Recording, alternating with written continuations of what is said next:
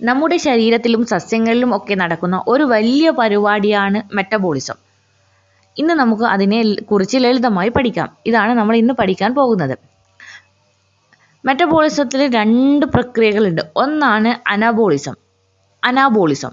Okay, ഇത് കേൾക്കുമ്പോൾ തന്നെ നിർമ്മാണം എന്ന് ഓർത്താൽ മതി.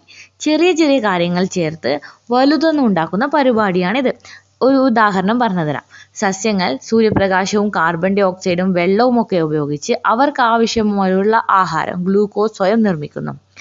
ഓക്കെ, ഇത് ഓർത്ത് വെക്കാൻ നമ്മൾ ഇങ്ങനെ ഓർത്താൽ മതി. കുറച്ച് ഇഷ്ടികകൾ ചേർത്ത് ഒരു വീട് പണിയുന്നത് പോലെയാണ് അനാബോളിസം. ഇവിടെ ഊർജം ഉപയോഗിക്കപ്പെടുകയാണ് ചെയ്യുന്നത്. രണ്ടാമത്തതാണ് കറ്റബോളിസം. ഓക്കെ, വിഘടിപ്പിക്കൽ പ്രവർത്തനം.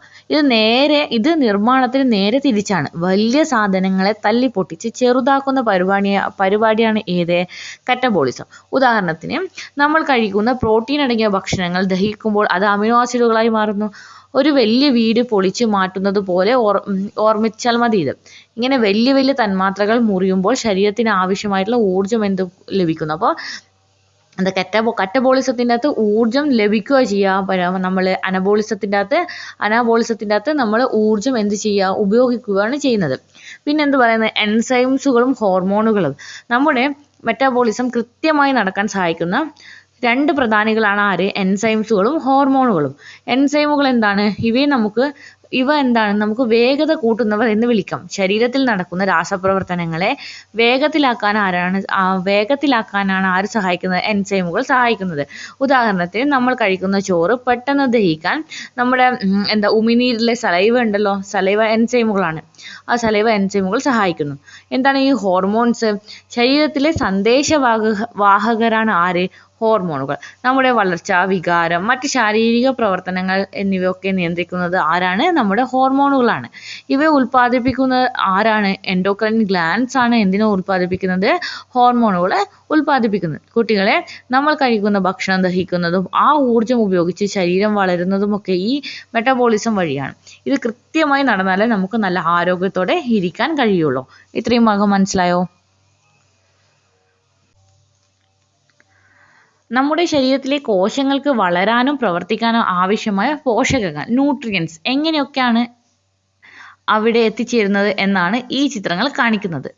പ്രധാനമായും 3 രീതികളിലാണ് ഇവിടെ വിശദീകരിക്കുന്നത്. ഒന്നാമത്തേതാണ് അമീബയിലെ ആഹാരം സ്വീകരിക്കൽ. അമീബയെ പോലുള്ള ഏകകോശ ജീവികൾ ഒരു പ്രത്യേക ദഹന വ്യവസ്ഥയൊന്നുമില്ല എന്ന് നിങ്ങൾക്കറിയാമല്ലോ. ഇവ എങ്ങനെയാണ് ആഹാരം കഴിക്കുന്നത് നോക്കാം നമുക്ക്. അമീബയുടെ ശരീരത്തിന് പുറത്തുള്ള ആഹാര കണികയെ അത് സ്വന്തം ശരീരം കൊണ്ട് പൊതിഞ്ഞെടുക്കും. ആഹാരത്തെ കോശത്തിന് ഉള്ളിലാക്കി ഒരു ഫുഡ് വാക്യൂൾ രൂപപ്പെടുത്തുന്നു. അവിടെ വെച്ച് ആഹാരം ദഹിക്കുകയും കോശദ്രവ്യത്തിലേക്ക് നേരിട്ട് ആഗിരണം ചെയ്യപ്പെടുകയാണ് ചെയ്യുന്നത്. ജന്തുക്കളിൽ പോഷകം എങ്ങനെ കിട്ടുന്നത്? മനുഷ്യരെ പോലുള്ള ഉയർന്ന വിഭാഗം ജന്തുക്കളിൽ കാര്യങ്ങൾ കുറച്ചുകൂടി സങ്കീർണമാണ്. നമ്മൾ കഴിക്കുന്ന ആഹാരം ദഹിച്ചു കഴിഞ്ഞാൽ അത് രക്തത്തിലേക്കോ ലിംഫിലേക്കോ ആണ് എത്തുന്നത്.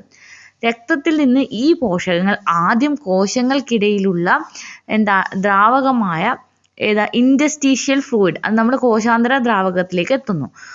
ഈ ദ്രാവകത്തിൽ നിന്നാണ് പോഷകങ്ങൾ ഓരോ കോശത്തിനകത്തേക്കും കടക്കുന്നത്. അതായത് രക്തം നേരിട്ടല്ല, മറിച്ച് കോശാന്തര ദ്രാവകം വഴിയാണ് പോഷകങ്ങൾ കോശത്തിന് കൈമാറുന്നത്. ഇനി സസ്യങ്ങളിൽ എങ്ങനെയാണ് പോഷകങ്ങൾ വിതരണം ചെയ്യുന്നത്? സസ്യങ്ങൾ ആഹാരവും ജലവും കടന്നു പോകാൻ പ്രത്യേക കുഴലുകളുണ്ടെന്ന് നമുക്കറിയാമല്ലോ. എന്നാൽ ഒരു കോശത്തിൽ നിന്ന് തൊട്ടടുത്ത കോശത്തിലേക്ക് ഇവ എങ്ങനെയാണ് എത്തുന്നതെന്ന് നോക്കാം. കോശഭിത്തിയിലൂടെ.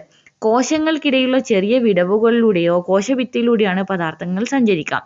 പിന്നെന്താണ് പ്ലാസ്മോഡെസ്മാറ്റ? ഇത് വളരെ പ്രധാനമാണ്. സസ്യകോശങ്ങളെ തമ്മിൽ ബന്ധിപ്പിക്കുന്ന ചെറിയ നൂല് പോലുള്ള ഭാഗങ്ങളാണിവ. ഈ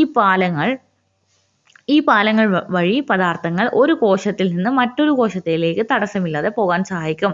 പിന്നെ കോശദ്രവത്തിലൂടെ. ഒരു കോശത്തിനുള്ളിലെ ദ്രാവകത്തിലൂടെ തന്നെ പദാർത്ഥങ്ങൾ ചലിക്കുന്നു. അപ്പോൾ ചുരുക്കത്തിൽ പറഞ്ഞാൽ ജീവികളുടെ ഘടനയ്ക്കനുസരിച്ച് പോഷകങ്ങൾ കോശങ്ങളിൽ എത്തുന്ന രീതിയിലും മാറ്റമുണ്ടാകും. അമീബ നേരിട്ട് ആഗിരണം ചെയ്യുമ്പോൾ ജന്തുക്കളിൽ അത് രക്തം വഴിയും സസ്യങ്ങളിൽ കോശങ്ങൾ തമ്മിലുള്ള പ്രത്യേക ബന്ധങ്ങൾ വഴിയുമാണ് നടക്കുന്നത്. ഇത്രയും മനസ്സിലായോ? അടുത്ത പേജ് നോക്കൂ. അടുത്ത പേജിൽ എന്താണ് പറയുന്നത്? എന്താണ് ആന്തര പരിസ്ഥിതി? Internal environment. നമ്മുടെ ചുറ്റുമുള്ള ലോകത്തെ നാം ബാഹ്യ പരിസ്ഥിതി എന്ന് വിളിക്കുന്നു. ഉദാഹരണത്തിന് വെയിൽ, മഴ, കാറ്റ്. അതേപോലെ നമ്മുടെ ശരീരത്തിൽ ഓരോ കോശത്തിനും ചുറ്റും ഒരു പരിസ്ഥിതിയുണ്ട്.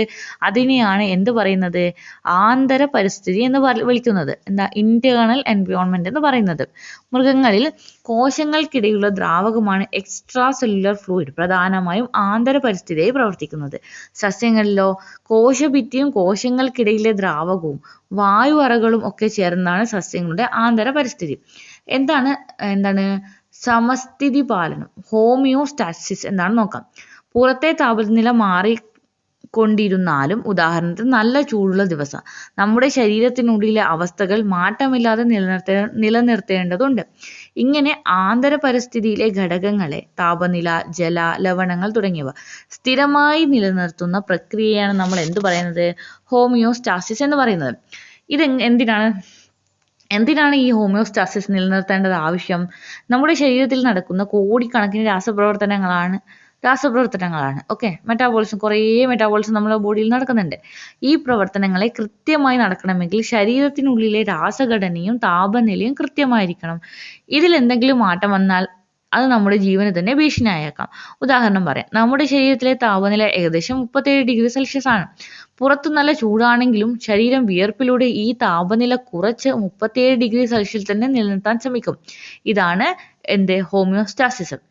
ഓക്കെ, ആന്തര പരിസ്ഥിതി എന്ന കോശങ്ങൾക്ക് പുറത്തുള്ള ദ്രാവകവും മറ്റും. ഹോമിയോസ്റ്റാസിസ് എന്താ? ഈ ആന്തര പരിസ്ഥിതിയെ മാറ്റമില്ലാതെ നിലനിർത്തുന്ന രീതി. എന്തിനാണ് ഇത് ആവശ്യം? കറക്റ്റ് ആയിട്ടുള്ള മെറ്റാബോളിസം നടക്കാൻ എന്താവശ്യമുണ്ട്? ഇത് ആവശ്യമുണ്ട്. ഇതിൽ പറയുന്നുണ്ട് നമ്മുടെ പാഠപുസ്തകത്തിൽ പറയുന്നുണ്ട്, നമ്മുടെ ഇന്റേണൽ എൻവയോൺമെന്റിൽ ഈ ആന്തര പരിസ്ഥിതിയിൽ നിന്ന് ഘടകങ്ങൾ കോശത്തിനുള്ളിലേക്ക് കടക്കാൻ കോശസ്തരം, സെൽ മെംബ്രെയിൻ എത്രത്തോളം സഹായിക്കുന്നു എന്ന്. അതിനെ പറ്റിയിട്ടാണ് ഇനി നമ്മൾ പഠിക്കാൻ പോകുന്നത്.